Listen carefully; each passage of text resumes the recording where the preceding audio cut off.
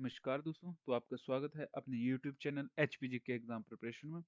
तो आज हम पढ़ेंगे ऊना जिले के बारे में। ऊना जिला क्षेत्रफल के आधार पे जो 10वें स्थान पे आता है। 11वें स्थान पे कौन आता है? बिलासपुर, ठीक है। और 12वें स्थान पे जो हमीरपुर आता है, जो हिमाचल प्रदेश का सबसे छोटा जिला है। तो इसका क्षेत्रफल जो है 1540 स्क्वायर वर्ग किलोमीटर है, ठीक है। तो यहाँ पे कौन सी रियासत थी? जसबंधून रियासत। इस ऊना जिले को जो है जसवंतपुर रियासत के नाम से भी जानते हैं, ठीक है। तो जसवंतपुर रियासत किससे अलग हुई थी? ये हुई थी कांगड़ा की तहसील थी पहले ये।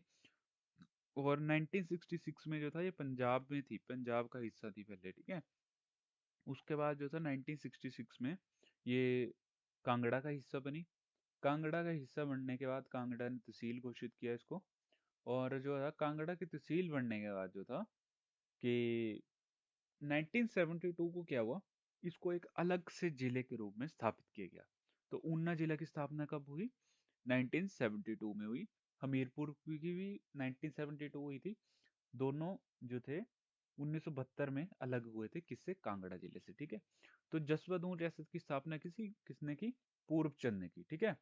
जसवंतपुर रियासत किसने की? पूर्वचंद ने की 1170 ईस्वी में की, ठीक है। तो अंतिम राजा कौन थे? लक्ष्मण सिंह थे। अंतिम राजा कौन थे? लक्ष्मण सिंह। पूर्वचंद, लक्ष्मण सिंह, पूर्वचंद, लक्ष्मण सिंह। इससे पहले हमने कौन कौन से डिस्ट्रिक्ट पढ़े? हमीरपुर और बिलासपुर। हमीरपुर बिलासपुर की स्थापना किसने की थी? कहलूर रियासत की। कहलूर रियासत की स्थापना किसने की थी? वीरचंद जी ने, ठीक है। उसके बाद बिलासपुर शहर की स्थापना किसने की? दीपचंद ने, ठीक है। अंतिम राजा कौन थे? अनंत चंद जी। उसके बाद आता है हमारा हमीरपुर। हमीरपुर की स्थापना किसने की? तो वहां पे हमीरचंद ने की थी, ठीक है। उसके बाद आता है ऊना। ऊना में जसवंतपुर रियासत है, इसकी स्थापना किसने की? पूर्वचंद ने। अंतिम राजा कौन थे? लक्ष्मण सिंह जी, ठीक है। और अंतिम स्वतंत्र राजा कौन थे? अंतिम स्वतंत्र राजा जो थे उमेद सिंह थे, ठीक है। 1800 से 1849 तक जो था इनका कार्यकाल रहा था, ये स्वतंत्र राजा थे, ठीक है। ये तो अंतिम राजा लक्ष्मण सिंह थे वैसे, ठीक है, जो स्वतंत्र नहीं थे, जो किसी के अधीन थे, ठीक है। जैसे अंग्रेजों के अधीन हो गए, किसी के सरकार के अधीन हो गए, किसी के भी अंडर थे, ठीक है। तो अंतिम राजा लक्ष्मण सिंह और स्वतंत्र अंतिम राजा उमेद सिंह थे, ठीक है। तो राजा पूर्वचंद जी थे, वो जसवा के प्रथम राजा थे, ठीक है। कांगड़ा के कटोच वंश के थे वो, ठीक है। कटोच वंश के राजा थे वो पहले, ठीक है। तो जसवंतपुर रियासत के जो है प्रथम राजा के नाम में माना जाता है इनको, ठीक है। जसवा रियासत की स्थापना 1170 में हुई थी, ठीक है। 1170 में हुई थी। पूर्वचंद जी ने इसकी स्थापना की थी। कटोच वंश के थे ये। 1170 ईस्वी में इन्होंने स्थापना की, ठीक है। जो ऊना जिला है कांगड़ा का हिस्सा था पहले। ऊना जिला कांगड़ा का हिस्सा था, ठीक है। तो दो हिस्सों में था, दो हिस्सों में बांटा गया है ऊना जिला जो है। जसवंतपुर रियासत, जसवा रियासत और कुटलैहर रियासत। दोनों कहाँ से अलग हुई हैं? कांगड़ा का हिस्सा थी पहले, दोनों अलग हुई हैं तो ऊना डिस्ट्रिक्ट बना हुआ है, ठीक है। तो कांगड़ा रियासत से सबसे पहले कौन सी अलग हुई थी रियासत? तो थी जसवंतपुर रियासत, सबसे पहले अलग होने वाली।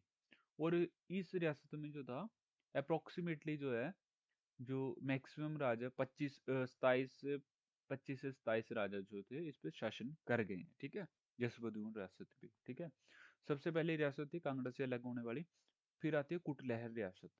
तो ये तो सबसे छोटी रियासत थी कांगड़ा की, क्षेत्रफल के आधार पे, ठीक है।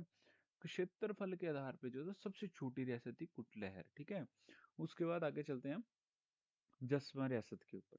मुगलों के अधीन गोविंद चंद के कार्यकाल में आई। मुगलों के अधीन कब आई जसवंतपुर रियासत? जब गोविंद चंद के कार्यकाल था, ठीक है। कांगड़ा के राजा संसार चंद के अधीन जसवंतपुर रियासत जो थी, कांगड़ा के राजा संसार चंद बहुत शक्तिशाली राजा थे कांगड़ा के, ठीक है। जब हम कांगड़ा पढ़ेंगे तो आप इनके बारे में बहुत ज्यादा चर्चा सुनोगे। बहुत कुछ किया हुआ है इन्होंने कांगड़ा के लिए, ठीक है। उसके बाद जो था 1815 में जो था राजा रणजीत सिंह के अधीन आ गई। उसके बाद 1848 में जो था अंग्रेजों के अधीन आ गई जसवंतपुर रियासत। मैंने एग्जाम पॉइंट ऑफ व्यू से इंपॉर्टेंट इंपॉर्टेंट फैक्ट लिखे हुए हैं। क्या क्या फैक्ट हैं, कहाँ से क्वेश्चन बनता है, वही क्वेश्चन मैंने लिखे हुए हैं यहाँ पे, ठीक है। तो 1804 में जो था इंपॉर्टेंट डेट्स हैं याद रखना। उमेद चंद ने गोरखाओं का साथ दिया था, ठीक है। 1804 में जो उमेद चंद ने जो था गोरखाओं का साथ दिया। और 1815 में पंजाब के राजा रणजीत सिंह के अधीन आ गई। क्यों आ गई? इसके पीछे एक स्टोरी है जो मैंने आपको बताई हुई है, ठीक है। तो बिलासपुर में भी पढ़ लेना आप, ठीक है। तो उसके बाद 1848 उमेश चंद को जेल में डाल के अंग्रेजों के अधीन, ठीक है। तो उमेद चंद जो थे उनको अंग्रेजों ने जेल में कब डाला? 1848 में। तो फिर क्या हुआ? जसवंत रियासत जो थी अंग्रेजों के अधीन हो गई, ठीक है। उसके बाद चलते हैं हम कुटलैहर रियासत के ऊपर। तो कुटलैहर रियासत को किस नाम से जानते हैं? चौकी कुटलैहर के नाम से भी जानते हैं, ठीक है। चौकी कुटलैहर के नाम से जानते हैं कुटलैहर रियासत को, ठीक है।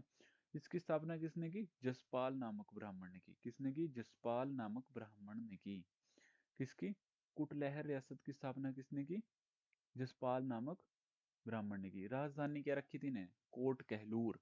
कहलूर क्या है? कोट कहलूर। ये किसने बनवाया था? वीरसेन ने बनवाया था, ठीक है, बिलासपुर में। तो उसके बाद आता है 1758 में।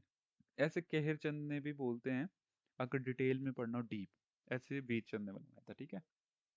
1848 में जो था गवंड चंद ने उत्तरी क्षेत्र चौकी पे जो था अपना कब्जा कर लिया। कुटैर रियासत की उत्तरी क्षेत्र में जो था अपना क्या कर लिया उन्होंने?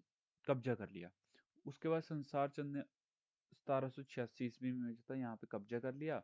उसके बाद 1809 में जो था सिखों के अधीन आ गई, सिखों के अधीन आ गई कुटलैहर रियासत, ठीक है।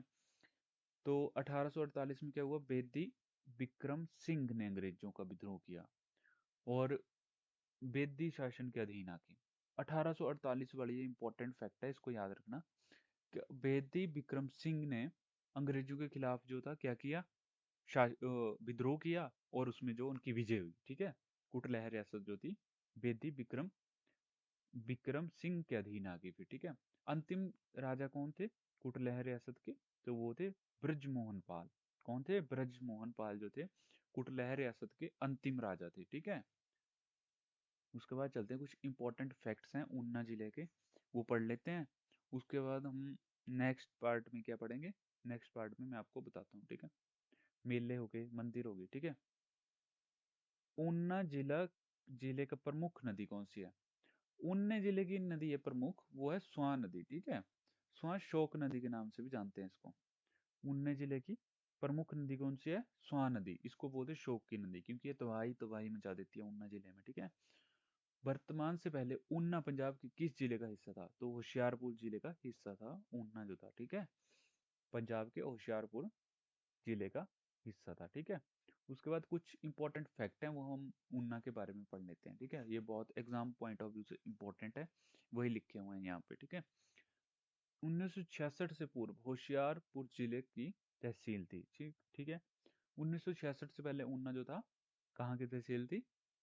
पंजाब के होशियारपुर जिले की, ठीक है। 1966 से 72 तक ऊना कांगड़ा का भाग था, ठीक है। कांगड़ा का तहसील बनाई थी इसको फिर, ऊना को, ठीक है। उसके बाद आते 1 सितंबर 1972 को क्या हुआ? ऊना एक जिले के रूप में स्थापित हुआ, ठीक है।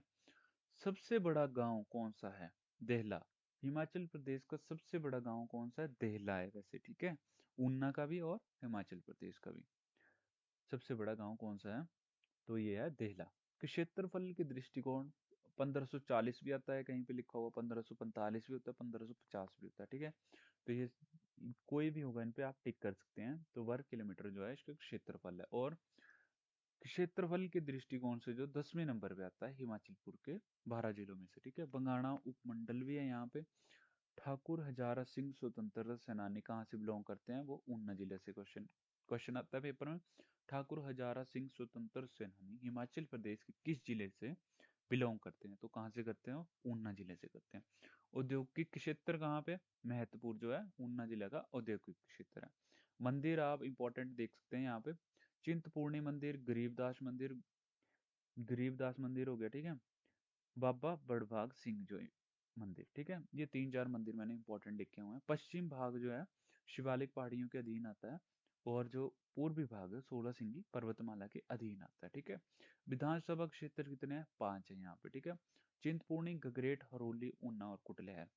यहाँ पे जो है हरोली उप मुख्यमंत्री जो है यहाँ हरोली विधानसभा क्षेत्र से जो है बिलोंग करते हैं, जो हमारे प्रेजेंट टाइम में जो है मुख्यमंत्री उप मुख्यमंत्री के रूप में है यहाँ पे, ठीक है। तो आज का क्वेश्चन हो जाता है आपको ऊना जिले के बारे में। ऊना जिले में जो था सबसे प्रसिद्ध पहाड़ी कौन सी है? ऊना जिले की सबसे ऊंची चोटी कौन सी है? ठीक है, ये आपने आंसर कमेंट सेक्शन में जरूर बताना है आंसर इसका। ठीक है, थैंक यू।